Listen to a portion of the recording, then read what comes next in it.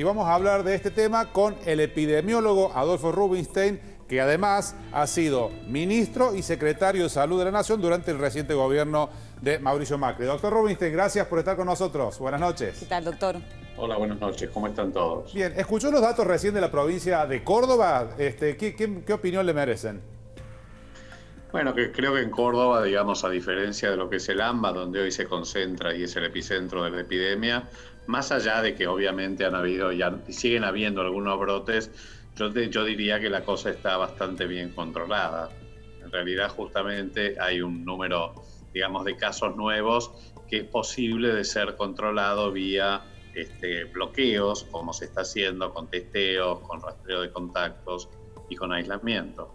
Así que en principio me parece que la situación en Córdoba está bastante controlada, pero como ustedes decían también, en realidad es porque también tiene mucho que ver con que, digamos, está aislada la provincia de Córdoba, como está aislada, digamos, como hay en este momento muchos bloqueos interjurisdiccionales, con lo cual es muy difícil de saber cómo va a evolucionar la situación en el futuro. Doctor, le pido si se puede retirar un poquito, está muy cerca de la cámara, se ha puesto muy en primer plano, ahí está mejor ubicado ahí. Muchas gracias. Bueno, recién el doctor decía que en Córdoba todavía es posible controlarlo a través de bloqueos, a través de las restricciones interjurisdiccionales. En el caso de AMBA, en este momento, ¿qué posibilidad tienen de control? En AMBA el problema es que hay circulación viral y es una circulación viral muy alta, con lo cual es mucho más difícil, digamos, porque no se puede trazar bien la cadena de contagios. Hoy la transmisión, digamos, más común en este momento en el AMBA es la comunitaria. Pero de todas maneras, aún así, digamos, es muy importante también en el AMBA los dispositivos comunitarios que den una respuesta, sobre todo para la detección temprana de los casos, el aislamiento de los contactos y, digamos, y el rastreo, porque en realidad todavía la proporción de personas que están, digamos, donde se puede hacer el rastreo de contactos es muy alto. Por otro lado, la cuarentena estricta uno espera que de alguna manera modere la velocidad de propagación y de hecho eso se está viendo en la ciudad de Buenos Aires, donde el R0, que es este número de reproducción, indica la velocidad de propagación y la contagiosidad, está muy apenas por encima de 1, lo que en principio habla de una relativamente moderada ascenso de los casos. Doctor, se comenzó a actuar después de tiempo en algunas cosas para atacar esta pandemia en la Argentina. Usted ha tenido en su momento algunas expresiones críticas. ¿Cuál es el punto de vista que tiene hoy respecto de lo que es la situación del avance del virus en la Argentina? En realidad, así como la decisión de la cuarentena temprana fue muy oportuna y fue una buena decisión porque permitió comenzar a controlar o a mitigar el impacto de la epidemia cuando teníamos muy pocos casos, lo que no se hizo en este tiempo fue fundamentalmente dar una respuesta comunitaria contundente cuando todavía teníamos pocos casos. Yo recuerdo haber publicado una nota hace ya 2 meses por lo menos, y esto fue a principios de mayo, donde había 100 casos por día en todo el país. Ese era el momento para salir a buscar, digamos, básicamente los casos, digamos, de manera muy temprana y rastrear y aislar los contactos y los casos. La verdad es que no se hizo porque no teníamos suficiente cantidad de test, pero tampoco se prepararon los dispositivos comunitarios para hacer algo más que el confinamiento. Yo creo que esto se empezó tarde, pero bueno, de última se comenzó hace aproximadamente un mes y medio con el programa Detectar, que claramente está dando buenos resultados en la ciudad de Buenos Aires y en algunos partidos del conurbano. ¿Cómo son los casos críticos o cuántos son los casos críticos allá justamente en Buenos Aires, en AMBA particularmente, y si esto implica un colapso repentino o cercano del sistema de salud, que es lo que se ha querido evitar desde el momento cero, ¿no?, del confinamiento?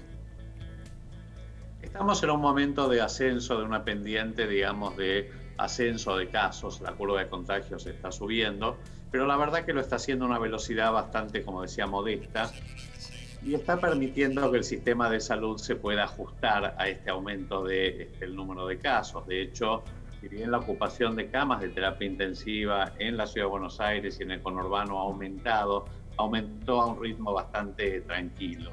Con lo cual es de esperar que, dado que este R0, que es este indicador de, digamos, de la pendiente de la curva, la ocupación de camas de terapia intensiva probablemente permitan, como ya se está viendo, que se flexibilice, digamos, la cuarentena a partir de la semana próxima, pero va a haber que estar muy atentos a cómo evoluciona tanto la ocupación de camas de terapia intensiva como el R0, la curva de muerte.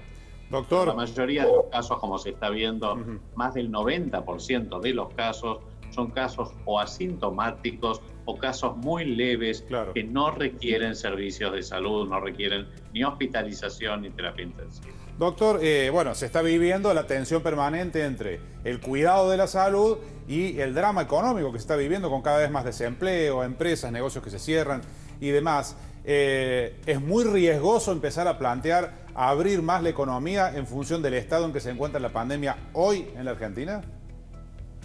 Yo creo que, de nuevo, justamente en el AMBA, porque en el resto del país la cosa es totalmente diferente, excepto Chaco y por ahí Río Negro, Neuquén. En el resto del país, inclusive Córdoba, las cosas son mucho más tranquilas.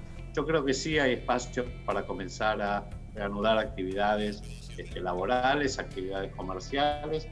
Y lo que también se está viendo, y esto es muy importante reforzarlo, es que el uso del barbijo, el mantenimiento del distanciamiento físico, evitar, digamos, las concentraciones de más de 10 personas, por ejemplo, tienen un efecto muy, muy importante para reducir la contagiosidad. Pero tan importante es que tal vez con estas medidas más, por supuesto, la ampliación del testeo y la protección de la población más vulnerable, por ejemplo, los ancianos frágiles, se logre mantener la epidemia bajo control, aún saliendo de la cuarentena. Le sumo una última arista que es el factor psicológico, ¿no? Que durante mucho tiempo se ha subestimado y que hoy se puede considerar parte del tridente, ¿no? Salud, economía y también el factor psicológico. Absolutamente, digamos, ese es un serio problema.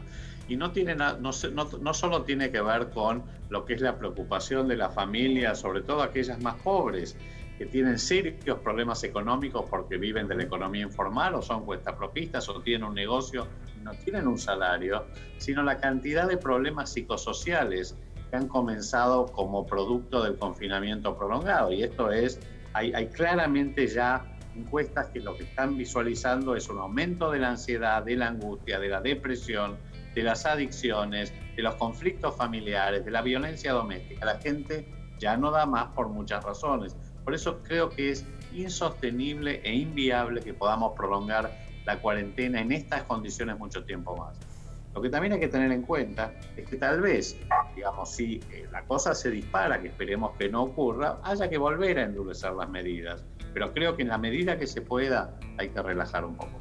Doctor, ha sido muy amable con nosotros. Muchísimas gracias por este contacto. Gracias a ustedes. Muchas gracias. Adolfo Rubinstein, ex titular de la Salud de la Nación en el gobierno anterior.